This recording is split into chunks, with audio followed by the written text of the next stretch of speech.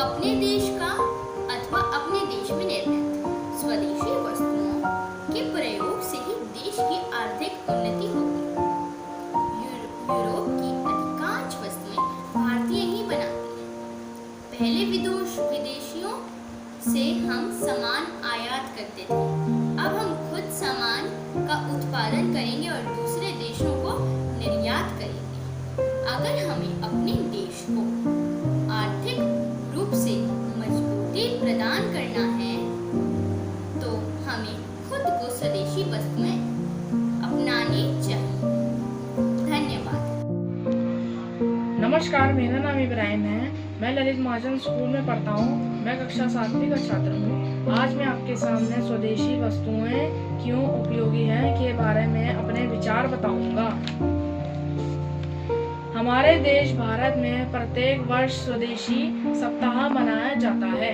इस वर्ष की इसका आयोजन किया गया है तथा 25 सितंबर से 2 अक्टूबर 2020 तक इसे मनाया जाएगा। हमारे देश की सरकार ने हमारे देश की आर्थिक व्यवस्था को मनाने के लिए तथा हमारे अपने देशों को विकसित बनाने के लिए स्वदेशी वस्तुओं का इस्तेमाल करने की गुजारिश की है, ताकि इसे स्वदेशी वस्तुएं भेजने वाले देशों को जोर का झटका लगे। हमारे देश ने स्वतंत्रता पाने से पूर्व भी विदेशी सामान का बहिष्कार किया था। 1857 की लड़ाई में गंदे कारतूस को लेकर ही शुरू हुई थी।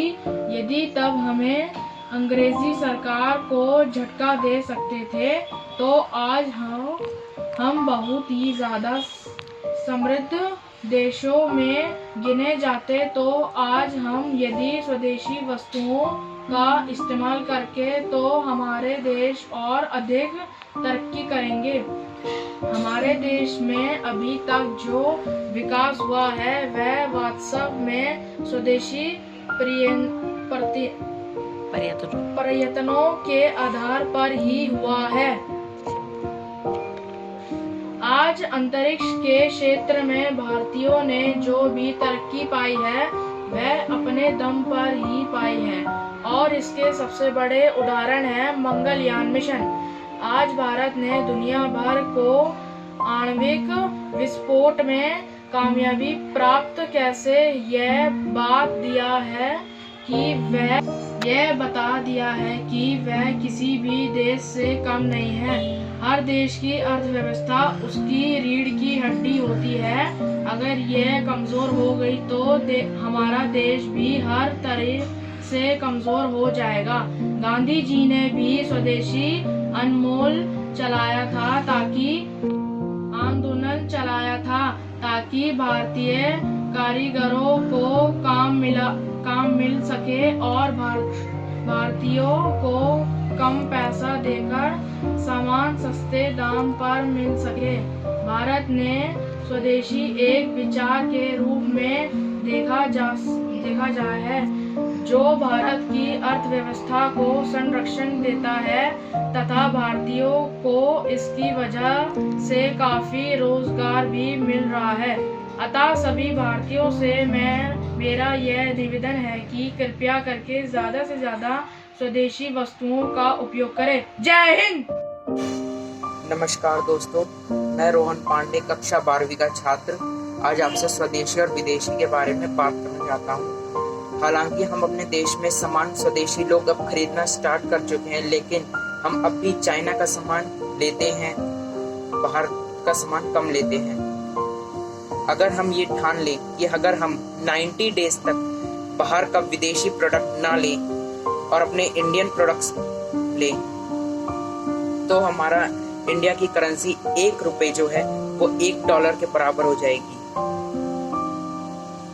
इसी के साथ मैं ये भी बोलता हूँ, दूध दही थाली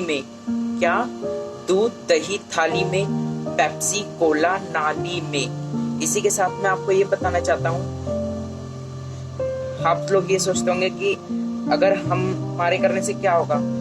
हम जो है हम कर सकते हैं, लेकिन हमारे जो प्राइम मिनिस्टर है ये सब बंद नहीं कर सकते, क्योंकि वो सब WHO वर्ल्ड हेल्थ ऑर्गेनाइजेशन और WTO वर्ल्ड ट्रेड ऑर्गेनाइजेशन के विरुद्ध नहीं जा सकते, क्योंकि ये ऑर्गेनाइजेशन से बंधे हुए हैं। लेकिन हम अगर सामान लेना बंद कर दे तो हमारे देश में इंपोर्ट होना बंद हो जाएगा और एक्सपोर्ट होना ज़्यादा हो जाएगा, जिससे हमारे देश की जो बैलेंसिंग फिगर ट्रेड जो है वो बराबर हो जाएगी। इसी के साथ मैं आपको ये बताना चाहता हूँ कि मैं चाइना के सामान के साथ बहुत ही विरुद्ध हूँ, इसलिए मैं अपना एक मास्क दिखाता हूँ।